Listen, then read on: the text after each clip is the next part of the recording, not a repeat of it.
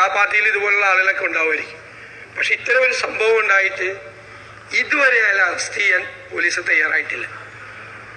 CPM area കമ്മിറ്റിയും ജില്ലാ കമ്മിറ്റിയും പരസ്യമായിട്ട് അയാളെ പ്രൊട്ടക്ട് ചെയ്യാൻ.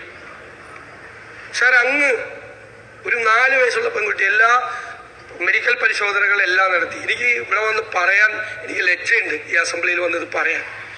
4 വയസ്സുള്ള ഒരു പെൺകുട്ടിയോട് ക്രൂരമായി പെരുമാറിയിട്ട് മെഡിക്കൽ പരിശോധന എല്ലാം, അതുകൊണ്ടാണല്ലോ പോലീസ് കേസെടുത്തത്. സാർ, എന്നിട്ട് എത്രയോ ദിവസമായി അറസ്റ്റ് ചെയ്യാതെ അയാളെ പ്രൊട്ടക്ട് ചെയ്തിരിക്കുക. എനിക്ക് ബഹുമാനപ്പെട്ട മുഖ്യമന്ത്രിയോട് പറയാം, അല്ലെങ്കിൽ ദീർഘമായി പറയുന്നില്ല, അത് പറയാൻ പറ്റില്ല. അതിന്റെ വിശദാംശങ്ങൾ ഞാൻ അങ്ങയോട് നേരിട്ട് പറയാം. ഞാൻ ഈ സഭയിൽ പറയുന്നില്ല. ഞാനിതിനകത്ത് രാഷ്ട്രീയം കലർത്താൻ ആഗ്രഹിക്കുന്നില്ല. പക്ഷേ ആ കുടുംബത്തിനും നീതി കൊടുക്കണം എന്ന് ഞാൻ അങ്ങയോട് അഭ്യർത്ഥിക്കും. സംഭവം എന്താണെന്ന് പറഞ്ഞാൽ അദ്ദേഹം പറഞ്ഞത് ശരിയാണ്. അത് കൂടുതൽ വിശദീകരിക്കാതിരുന്നത് നന്നായി. പ്രതിപക്ഷ നേതാവിൻ്റെ വികാരം അത് ഇത്തരമൊരു സംഭവത്തിൽ ശരിയായിട്ടുള്ളത് തന്നെയാണ്. പക്ഷെ അല്പം രാഷ്ട്രീയം കലർത്തിയെന്ന് മാത്രം. അത് പറയുമ്പോൾ ഈ സംഭവത്തിൽ വികാരം കൊള്ളുന്നത് സ്വാഭാവികമായിട്ടുള്ളതാണ്. ഞാൻ പറയുന്ന രാഷ്ട്രീയം കലർത്തിയെന്ന് പറയുന്നത് ഈ പറയുന്ന പ്രതിയെ ആരോ സംരക്ഷിക്കുന്നു എന്ന് പറയുന്ന ഭാഗമാണ്. ആരും പ്രതിയെ സംരക്ഷിക്കാൻ തയ്യാറാകില്ല. സംരക്ഷിച്ചാലും പോലീസ് അയാളെ കണ്ടെത്തുകയും ചെയ്യും. അതാണ് എനിക്ക് അതുമായി ബന്ധപ്പെട്ട് പറയാനുള്ളത്.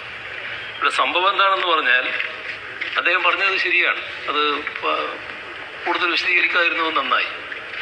എറണാകുളം പുത്തൻവേലിക്കരയിൽ 4 വയസ്സ് മാത്രം പ്രായമുള്ള പെൺകുട്ടിയെ അയൽവാസിയായ സുബ്രഹ്മണ്യൻ എന്നയാൾ ലൈംഗികമായി പീഡിപ്പിച്ച സംഭവത്തിൽ ചെങ്ങമനാട് പോലീസ് സ്റ്റേഷനിൽ പോക്സോ നിയമപ്രകാരവും ഭാരതീയ ന്യായ സംഹിതയിലെ വിവിധ വകുപ്പുകൾ പ്രകാരവും ക്രൈം നമ്പർ 42/2025 കേസ് രജിസ്റ്റർ ചെയ്തിട്ടുണ്ട്.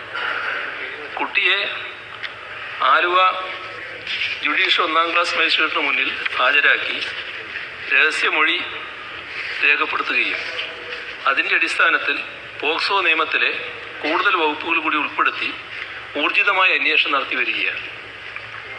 ഒളിവിൽ പോയ പ്രതിയെ പിടികൂടുന്നതിനായി പ്രതിയുടെയും ബന്ധുക്കളുടെയും ഫോൺ കോൾ വിവരങ്ങൾ ഉൾപ്പെടെ ശേഖരിച്ച് ഊർജിതമായ അന്വേഷണം നടത്തി വരുന്നു.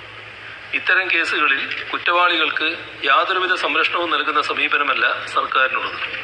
ഈ കേസിന്റെ കാര്യത്തിലും കുറ്റവാളിയെ കണ്ടെത്തി നിയമത്തിന് മുൻപിൽ കൊണ്ടുവന്ന് പരമാവധി ശിക്ഷ ഉറപ്പാക്കുന്നതാണ്. ആവശ്യമായ എല്ലാ നടപടികളും ഇക്കാര്യത്തിൽ സ്വീകരിക്കുമെന്ന ഉറപ്പ് നൽകാൻ. സാർ, എന്നിട്ട് എത്രയോ ദിവസമായി അറസ്റ്റ് ചെയ്യാതെ അയാളെ പ്രൊട്ടക്ട് ചെയ്തിരിക്കുക.